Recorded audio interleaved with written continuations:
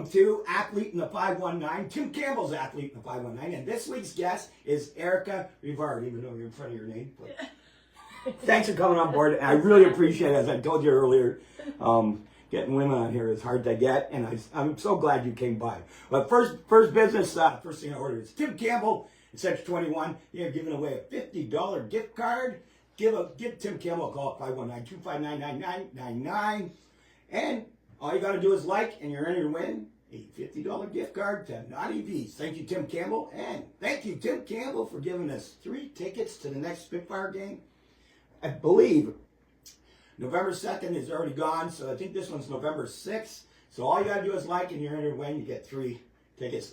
John Hunter, thanks for coming on board. Kevin Cook, appreciate it. I'm just going to go over here for a sec. So tell me a little bit about growing up in the 519. And you grew up in the 519, right? I did. Yeah, I grew up in right here in Tecumseh. I went to Victoria, A.B. Graham, Bell River High. So did all of that here, and then yeah. Now, when did you play other sports? Like, so we're going to talk about golf and where you're going, but did you play other sports growing up? I did. Yes, I played basketball, tennis, volleyball, badminton. Yeah, just pretty much anything. Whatever came up, you tried. Whatever it was in the school season, I would just join that team. Even in high school. Even in high school, yep. So how does golf come into play? I think my dad just started taking my brother and I as a way to get out of the house and stop annoying my mom, maybe. But I started when I was 6, going to Tecumseh Golf, and then played in my first tournament when I was 10, and just really took a liking to it and just kept playing around with it, and it just kind of seemed like a natural progression for me. Now, were you playing in grade school, or were you playing in high school, or? Yeah, I played in grade school. Yep, I would do just the local Optimist tournaments, and then when back in the day it was the Burger King tour, and then played that in the summertime, and would throw in a couple different events throughout Ontario. And it wasn't like it is now. There weren't as many tournaments for junior girls. There was always lots for junior boys, but if we had to go, then it was anywhere above London that we were going for tournaments almost every weekend in the summertime, and then definitely took off more so in high school. When you're in high school, like did you win a tournament? You say, hey, I'm pretty good at this. I don't know if I won that tournament. Okay. but no, it was quite apparent that. And again, it just was exposure. There weren't many girls playing down here, so it was kind of like, okay, we're outside of the mark here, so let's go and find other competition to play with, and keeping up with them and being a couple strokes behind was kind of encouraging. Yeah. Now, so, sorry, was there a high school team or no? There was, yes. Yeah. And then, so I would play in Wexa, but then we only played 9 holes. Oh yeah. Which is why. Why? But Mark every Moore, time, how you doing? but we weren't able. I would never be able to play in Swassa or OFSA because I had other tournaments that were bigger than the high school events. So they would always overlap, and so I would opt to go to those other tournaments in hopes for the future, especially for any sort of collegiate career and that sort of thing. Yeah. Now, did they come knocking? Like, you ended up, you're going to Toronto, playing outside of Toronto. Yeah. Like today, you probably get noticed way more than back in the for sure. Not that you're way back in the day. I know. Back It feels like it though. It feels like it sometimes. Yeah. Oh yeah, completely. Yeah, I had a couple different offers coming through, and I also sent out, a lot of resumes, and definitely overshot probably what I would. Yeah, but that's what you have to do. But you know even what? Today. Yeah, for sure. So it was a good morning, and I will give credit. Most of these schools actually did reply nicely, saying thanks for your interest, but no, which is great. I thought it was like, okay, good. At least they got it. Yeah, at least they look. Yeah. Well, back then, is it? Well, I guess because you have the America, so going to an American college. You'd have to win quite a few tournaments, or did they even really look at Canadians back then? Yeah, they definitely weren't looking. They would only really come to our Canadian junior girls and Canadian women's amateur. Other than that, any of the other events, even I thought was surprising because we had a couple of events down here, and we're very close to the States, so it would be easy so access. easy. But not too many came, so it was more the national events that they would come to. But yeah. Now did you go to college and you play? I did, yes. I went to the University of Toledo. Oh, did you? Yes. Oh, so you actually went away. Did you play golf though? I did. Oh, okay. So you did get a scholarship? I did. Oh, okay. I forgot to mention that part. Sorry. And so that was exciting. I could imagine. And how many years you go? 4 years at the college? I went 4 years there. Yeah, and then right from there, then I moved down to Florida and started with my professional career. Oh wow! Yeah. And how many years did you do on the pro circuit? About 2.5. I did my first winter. I played in my first handful of events as an amateur just to see if it would be something that I would want to be pursuing further. I played on a mini tour down there, the Suncoast Tour, and I ended up winning an event down there. I thought, okay, I can definitely compete. So then I turned pro that summer. So it was about 2 years that I played on the Symetra Tour, which is like the developmental event for the LPGA.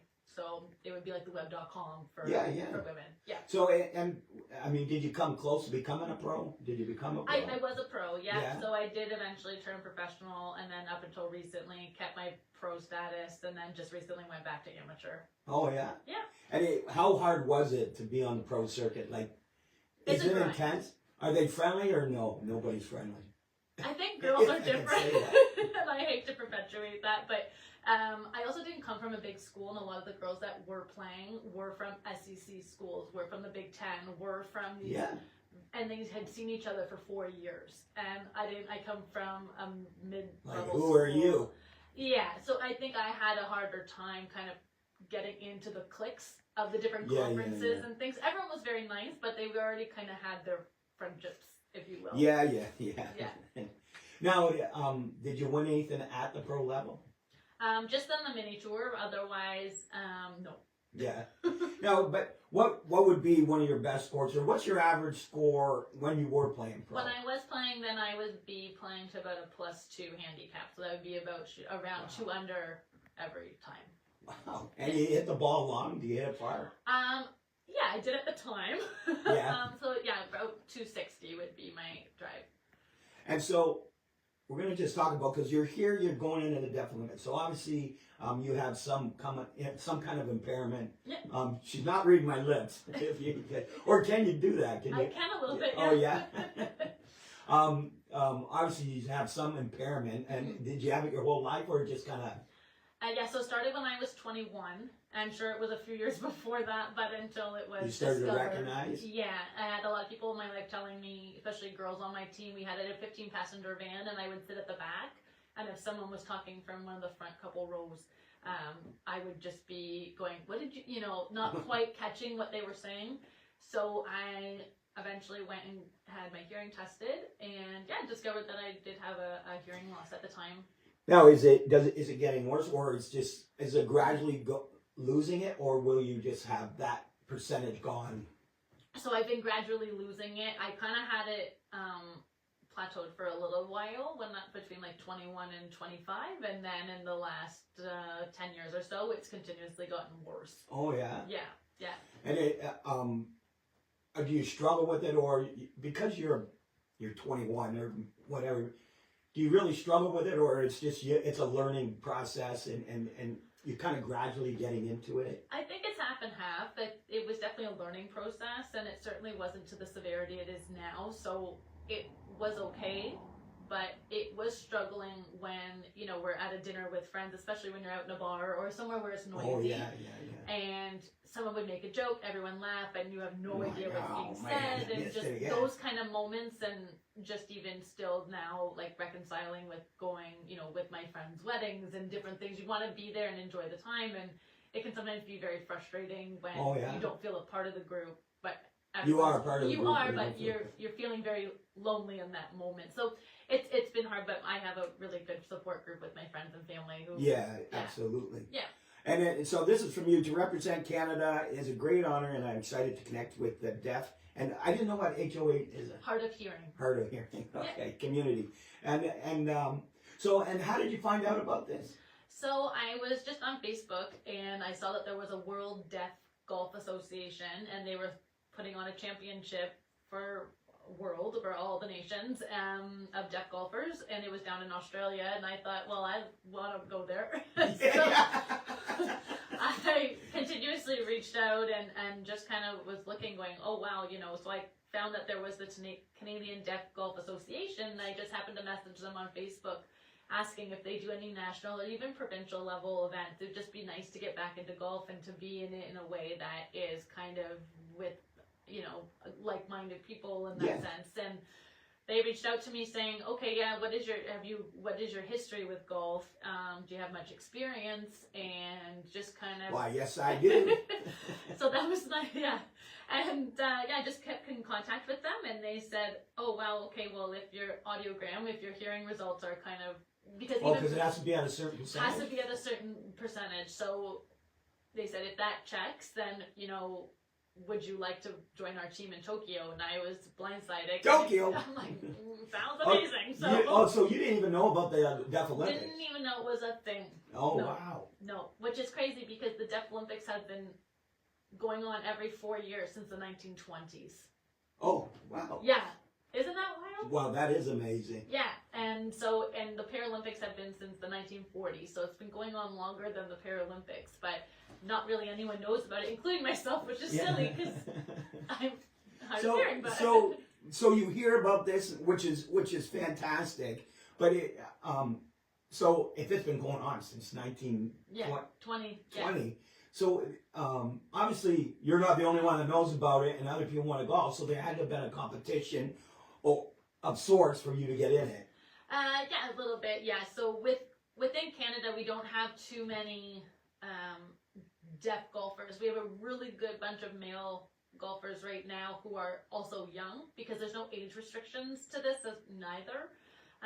So we have a couple really good men. Actually, our Canadian men are the world championships back in Australia. They ended up winning the team championship, and then our individual male won the gold individual. Oh, wow. Yeah, so he's kind of like a favorite, if you will, in Tokyo. But yeah, for this, I played in Quebec this past summer, and that was our Canadian championships, and then the top two finished there. Now, is that this year? That's this year, yeah. And you shot 79, 80, 74. Yeah. So your last round, actually, you really pushed it. Yeah, it was the first two were it was my first time playing in 10 years, like playing in a proper competition. Oh, yeah. So it definitely was nerves and the mental side of it that got to me more than anything. But then, by the third day, I figured it out.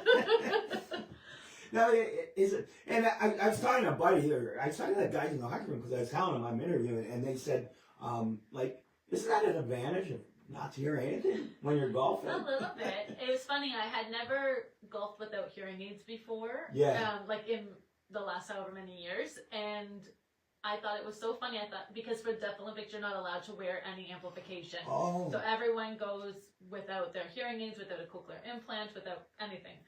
And I thought, okay, I need to start practicing without them so I can get used to it. And it wasn't necessarily the sound that was different. It was the fact that I could feel like the wind in my ears. Oh, yeah. Because I realized in the last however long I haven't been able to. So it was kind of funny that way, but it definitely is an advantage. It's like your other senses kick in, right? They say people they can breathe better or see better. Yeah. Or I don't know if that's true, but I guess it definitely has its merit for sure. Wow. Yeah.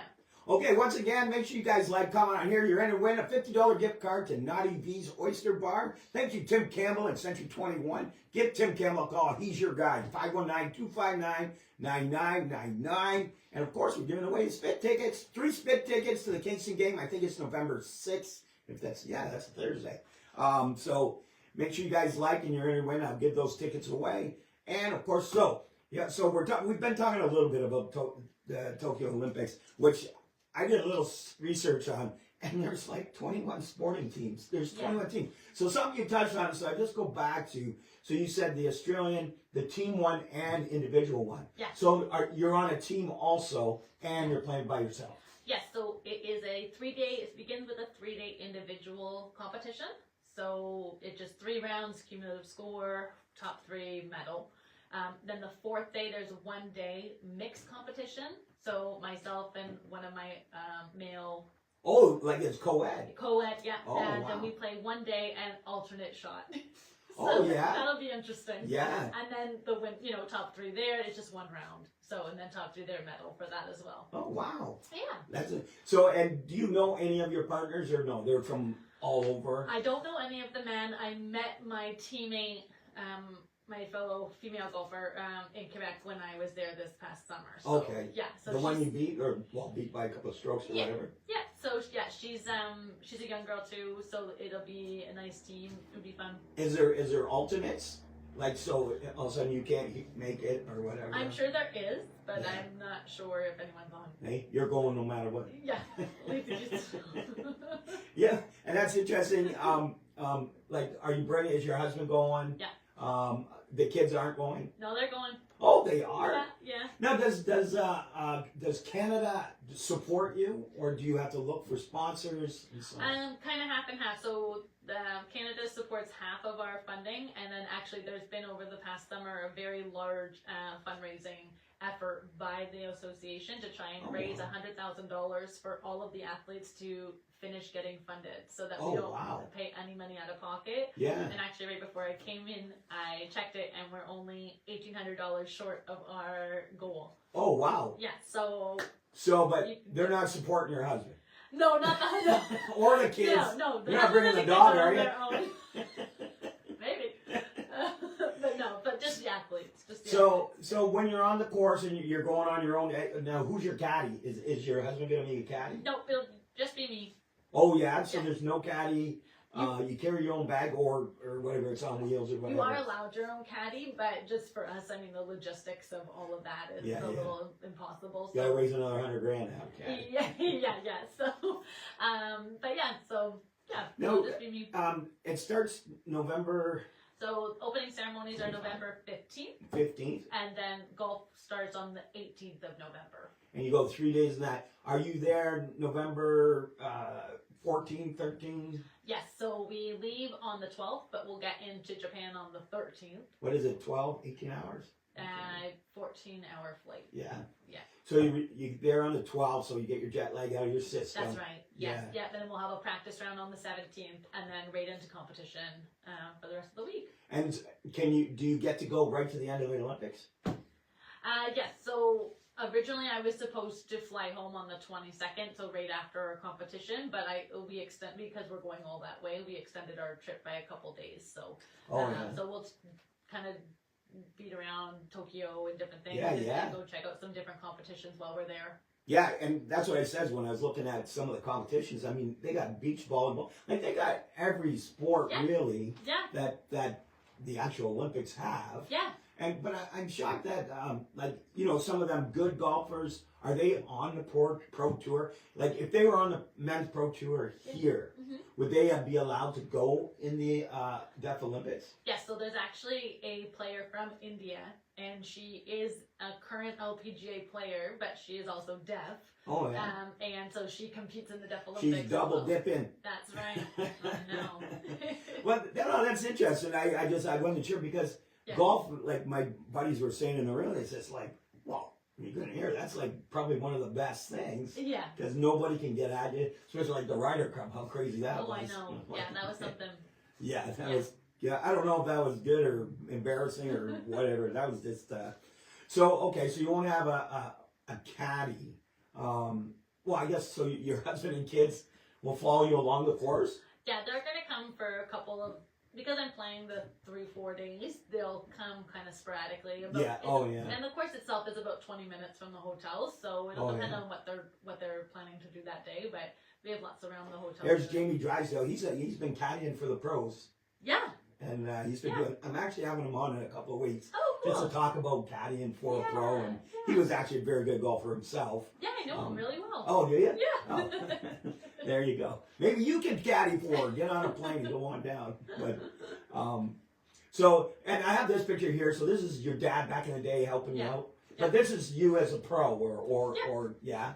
And one thing I didn't ask you, how did you like being away? So you went to Toledo. So that's your first time, like, I'm gone. But it's not that far, which isn't bad. Yeah. But then you went to Florida. Yeah. And was that a big jump for you or? Not necessarily. I had an aunt and uncle that lived 5 minutes away, so pretty much every night they would make me meals. Feel like home, make you feel like. And then my uncle played a lot of golf, so I would play with him and his buddies all the time. We play little money games here and there. To pay for your school. Yeah. So it was good because there was family down there. My parents felt good about it too, right? That there's someone down there to look after me if there's, just why not. Was it hard to get out of the game? Well, even though you're getting back into it, so but was it hard to get out at that time? No, because I think, my parents were amazing growing up. That it was basically just, as all the other kids were getting older, 15, 16, 17, my friends are getting jobs. It's, all these things. And they sat me down and just said, if you treat golf like your job and give us those 40-hour work weeks, you're practicing, you're doing everything you can, we will continue to fund this for you. Yeah. This, needs to be your job. And I was like, where do I sign? This sounds amazing. But because of that, I didn't have a lot of work experience. So I was always used to being pretty broke, but I was happy because I was golfing. It was great. And I think once it turned into the job, it lost that bit of fun because it's, you're over a 5-footer to make the cut to hopefully break just even the entry fee into the event. Those types of stresses. So by the time I got out of it, I was pretty mentally just ready for something different. And I was happy that I gave it everything I had. I had the time and the resources to do it, so it was definitely no regrets. Now you come back home. How many years have you been out of golfing now? 10. So you come back home.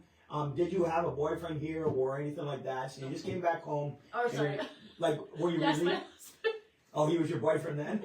No. When you came home, you had a boyfriend? So him and I started dating. Okay, well, we don't have to get that personal.